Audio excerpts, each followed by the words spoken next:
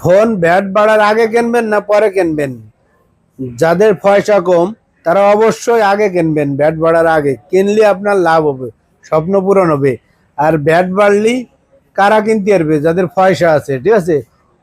তো অতএব এখনই স্বপ্ন পূরণের সময়, ঠিক আছে? দ্রুত চলে আসেন, ফোন কেনেন, স্মার্টফোন, ফ্ল্যাগশিপ ফোন সব কিনে রাখেন ঘরে, কিনে কিনে ধুয়ে দেন।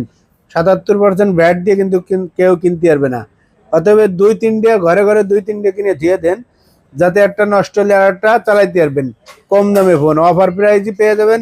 S22 আলট্রা নিতে হলে যমুনা ফিচার পার আইসিআই ফোন দেবেন আঙ্কেল রে, আঙ্কেল ধামাকা প্রাইজ দিয়ে দেবে, আচমকা প্রাইস, ঠিক আছে?